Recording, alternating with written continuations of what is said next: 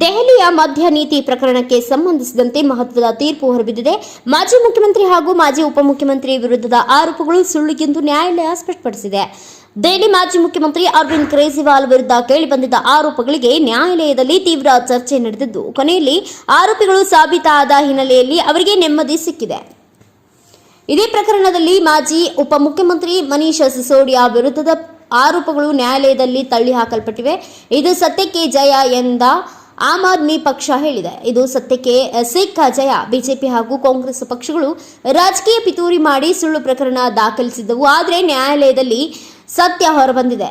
ಜನತೆ ಎಲ್ಲವನ್ನ ನೋಡುತ್ತಿದ್ದಾರೆ. ಮಾಧ್ಯಮದ ಎದುರು ಮಾತನಾಡಿದ ಅವರು ಬಿಜೆಪಿ ಹಾಗೂ ಕಾಂಗ್ರೆಸ್ ಪಕ್ಷಗಳ ವಿರುದ್ಧ ತೀವ್ರ ವಾಗ್ದಾಳಿ ನಡೆಸಿದರು. ಇದೀಗ ರಾಜಕೀಯ ವಲಯದಲ್ಲಿ ಈ ತೀರ್ಪು ಭಾರೀ ಚರ್ಚೆಗೆ ಗ್ರಾಸವಾಗಿದೆ.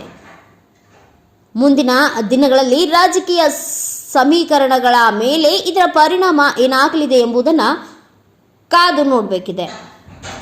ಬ್ಯೂರೋ ರಿಪೋರ್ಟ್ KH ಶಾಂತಗೇರಿ, ಕನಕ ಟಿವಿ, ಬಾಗಲಕೋಟ್. ಎಲ್ಲರಿಗೂ ನಮಸ್ಕಾರ. ನಾನು ನಿಮ್ಮ ಆನಂದ್ ದೇವಾಡಿಗ, ಆಮ್ ಆದ್ಮಿ ಪಕ್ಷ ಬಾಗಲಕೋಟ್ ಜಿಲ್ಲಾಧ್ಯಕ್ಷರು. ಇಂದು ಸತ್ಯ ಗೆದ್ದದ, ಸುಳ್ಳು ಸೋತದ.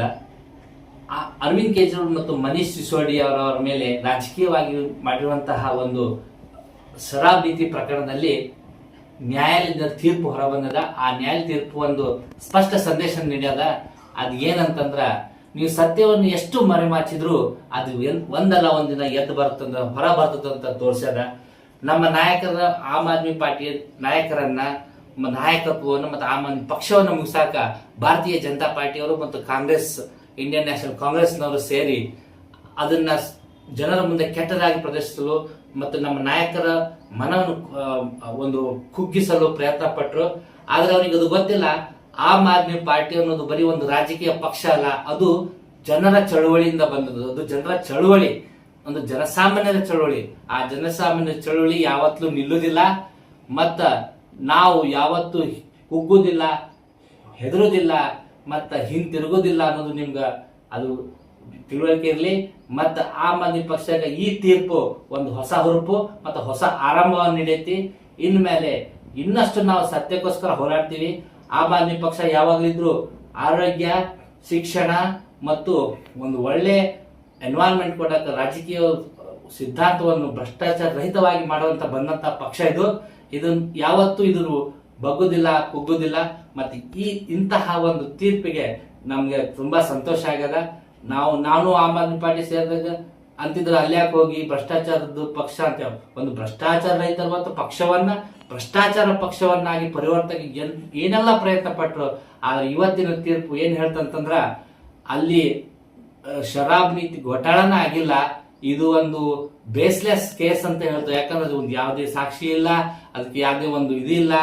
ಇರ್ಲಾರ್ದ ಇಷ್ಟು ದಿವಸ ನಮ್ಮ ನಾಯಕರನ್ನ ಅರವಿಂದ್ ಕೇಜ್ರಿವಾಲ್ 6 ತಿಂಗಳು, ಮನೀಶ್ ಸಿಸೋಡಿಯಾ 2 ವರ್ಷ, ಮತ್ತೆ ಸತ್ಯೇಂದ್ರ 3 ವರ್ಷ, ಹೀಗೆ ನಮ್ಮ ನಾಯಕರನ್ನ ಜೈಲ್ನಾಗ ಇಟ್ಟು ಅವರ ಮನಸ್ಥಿತಿ, ಅವರ ಫ್ಯಾಮಿಲಿದು ಯಾವ ರೀತಿ ಭಾವನೆಗಳಾಗಿತ್ತು, ಈಗೆಲ್ಲ ಆದ್ಮೇಲೆ ಏನೂ ಇಲ್ಲ ಅಂತ ತೀರ್ಪು ಬಂದದಿ. ಆಕ್ಚುಲಿ ನಿಮಗ ನಾಚಿಕೆ ಬರ್ಬೇಕು. ಇನ್ಮೇಲಾದ್ರೂ ಸುಧಾರಿಸಿ ನೀವು ಏನಾದ್ರೂ ಮಾಡ್ಬೇಕಂತಿದ್ರ, ಭಾರತೀಯ ಜನತಾ ಪಾರ್ಟಿ ಕಾಂಗ್ರೆಸ್ ಅವರು ಏನಾದ್ರೂ ಮಾಡ್ಬೇಕಂತಿದ್ರ, ನೀವು ಮೊದಲು ನಾವು ಮಾಡುವಂತ ಕೆಲಸದ ದುಪ್ಪಟ್ಟು ಕೆಲಸ ಮಾಡಿ ತೋರಿಸ್ರಿ. ಕೆಲಸದ ರಾಜಕೀಯ ಮಾಡ್ರಿ. ಅವ್ರು ಇಷ್ಟ ಮಾಡ್ರ ನಾವ್ ಇಷ್ಟು ಕೆಲಸ ಮಾಡಿ ತೋರಿಸಿ ಕೆಲಸ ಮಾಡಿ ರಾಜಕೀಯ ಮಾಡ್ರಿ ಅಂದ್ಬಿಟ್ಟು ಇಂಥವೆಲ್ಲ ರಾಜಕೀಯ ಮಾಡಿ ನಮ್ಮ ಕಪ್ಪು ಮಸಿ ಬೆಳ್ಸಕ್ ನೋಡ್ಬೇಡ್ರಿ ಅಂತ ಹೇಳ್ತಾರೆ. ನನ್ನ ಮಾತು ಮುಗಿಸ್ತೇನೆ. ನಮಸ್ಕಾರ.